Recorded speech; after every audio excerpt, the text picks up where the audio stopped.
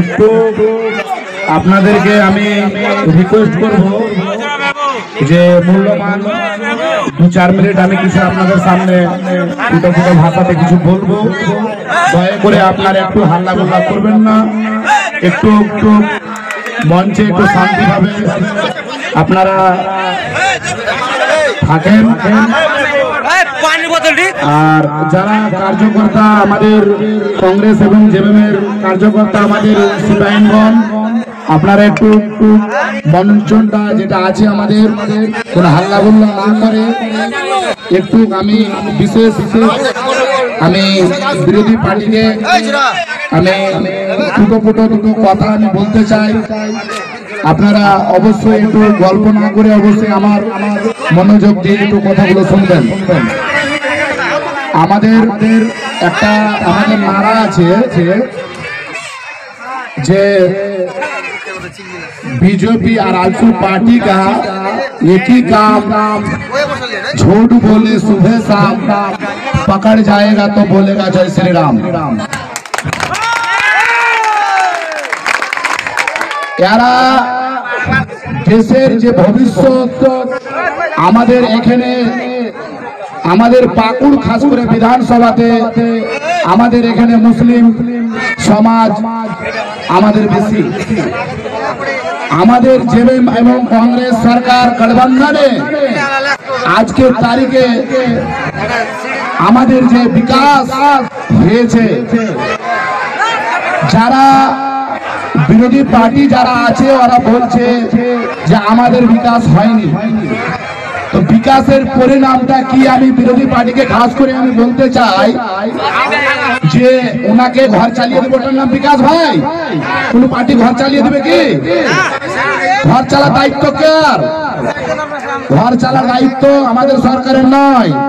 সরকারের যেগুলা বিকাশ হলো যেরকম আমরা বিজলি 200 ইউনিট ফ্রি, আমাদের আবু আবাস যোজনা দিয়েছে 2,20,000 টাকা করে প্রতি মানে ঘরকে দিয়েছে 300 থেকে 400 ঘর প্রীতিনগর পঞ্চায়েত নয় 81 সিটে প্রত্যেকটা পঞ্চায়েতে 400 থেকে 80 পর্যন্ত ঘর পেয়ে নিয়েছে। যেটি ঘর এখন অলরেডি বাকি আছে আমাদের ইলেকশনে আসার কারণে ওই ঘরগুলো আটকে আছে। আর আমাদের যে খাস করে পাকুড় বিধানসভাকে যেটা আমাদের এখন অলরেডি ভোট চলছে আমরা অলরেডি জিতেই নিয়েছি। কেন না আমরা একটা মেসেজ দিতে চাই রাহুল গান্ধীকে এবং হেমন্ত সরকারকে যে আমাদের আলমগীর সাহেব আমাদের মার্জিনের জন্য কার্যকর্তা আমাদের এতগুলো মিটিং ফিটিং সব হচ্ছে আমরা কমসে কম 1 লাখ ভোটে আমরা জিতবো।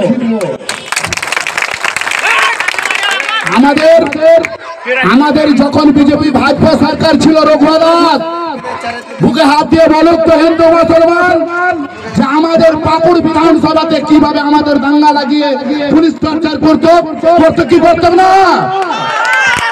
সেই বিজেপিকে নিয়ে এসে আমাদের পাকুড় বিধানসভাতে আমাদের মুসলিম হিন্দু মুসলিম ভাইচারাকে দ্বন্দ্ব লাগিয়ে রাজনীতি করে নিজের কবজা করার জন্য ওরা এইসব ষড়যন্ত্র করেছে। আজকে আমাদের কংগ্রেস আমাদের যে কংগ্রেস জেএমএম সরকার আমাদের জাতিবাদী নয়, জাতি পার্টি যদি একটাই আছে তো যেটা হচ্ছে আজসু আর বিজেপি। আমাদের কংগ্রেস যে বিকাশ আলমগীর আলম সাহেব করেছেন আপনারা সাধারণ মানুষ জানেন না। যারা কার্যকর্তা যারা আছে যারা অ্যাক্টিভ আছে যেরকম মুখিয়া সাহেবরা আছে পঞ্চায়েত লেভেলে যারা নেতা আছে যারা জেলা পরিষদ আছে যারা যোগ্য নেতা আছে যারা অরিজিনাল অ্যাক্টিভ থাকে যে কোনো রাজনীতিবিদে ওরা সব জানে যে এখানে একমাত্র যদি আমরা সুকুন শান্তিতে আছি তা আলমগীর আলমের জন্য। আলমগীর আলম যখনই কোনো বিকাশের জন্য গেছি তখন উনি দেখেনি যে এটা আমার মানে ভাজপার লোক, এটা আজসুর লোক, এটা এআইএম এর লোক।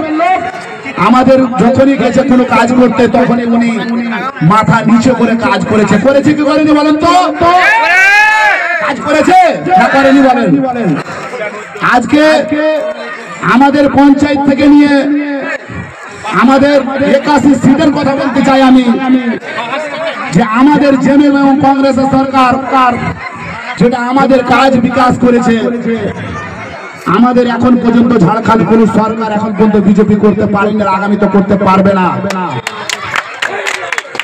আর একটা কথা বলতে চাই, একটা বাটপার দালাল আসামের যে বিজেপির মুখ্যমন্ত্রী আপনার ভোট নিয়ে আপনার সাথে আসবে আর আপনাকে বলবে যে বাংলাদেশকে ঘুষপেটি করে পাঠাবে।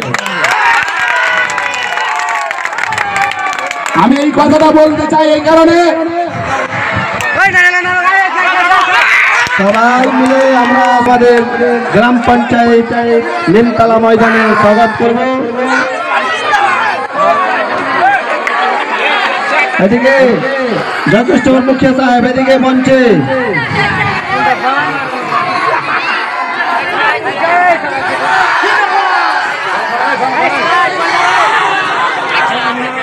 প্লিজ আপনারা হাল্লা করবেন না, 2 মিনিট কথাটা শুনবেন। আর আসামকে মুখ্যমন্ত্রীকে এবং আমার মোদী সরকারকে বলতে চাই, আজসু পার্টির আমি বিধায়ককে বলতে চাই যে এরা দাবি করে যে আমরা আলমগীর আলম সাহেব 25 বছর থেকে কি করেছে। আলমগীর আলম অনেক কিছু করেছে, আপনারা জানেন, অবগত আছেন আপনারা। আমি একটা কথা বলতে চাই আসামের মুখ্যমন্ত্রীকে এবং আমি মোদী সরকারকে, যদি বাংলাদেশে ঘুষপাটিকে নিয়ে আছে তো মোদী সরকার নিয়ে আছে, আজসু পার্টি নিয়ে আছে তো কেন নিয়ে আছে? উনি হচ্ছে 1 নম্বরের বড় চোর। কেননা ওরা চাইছে যে আলমগীর আলমকে জেলে ভরে চক্রান্ত করে ওরা ঝাড়খণ্ডে মুখ্যমন্ত্রী আনতে চায়। যত সহজ নয়, আমাদের ঝাড়খণ্ডের কর্মীরা অত বোকা নয় যে বিজেপির দালালের চক্করে পড়ে আমরা ভোট দিয়ে ওদের হাত মজবুত করে আজকে মানে আমাদের ঝাড়খণ্ডকে একটা ভাইচারা ঝাড়খণ্ডকে আমরা মানে বিপদে ফেলে আমরা মানে নষ্ট করতে চান। কি আপনারা নষ্ট করতে চান বিজেপি সরকারকে করে? একটা কথা আছে বাংলায়, সুকুন থেকে শান্তি ভালো।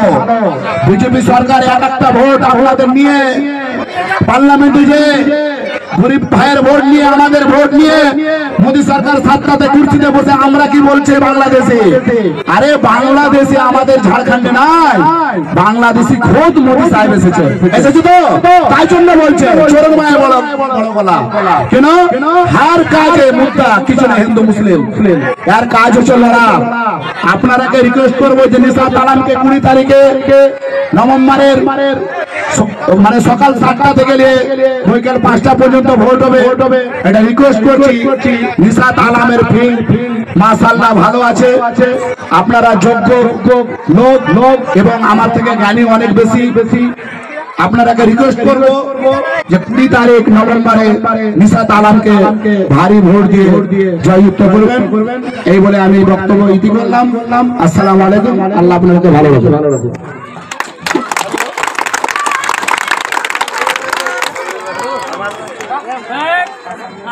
আমার হাসান ভাই অনেক সংক্ষেপ টাইমের মধ্যে আপনাদেরকে অনেক কিছু বুঝিয়ে দিয়েছে, তার জন্য হাসান ভাইকে অনেক ধন্যবাদ। আগে মন সঞ্চালন করার জন্য আমি হরিময়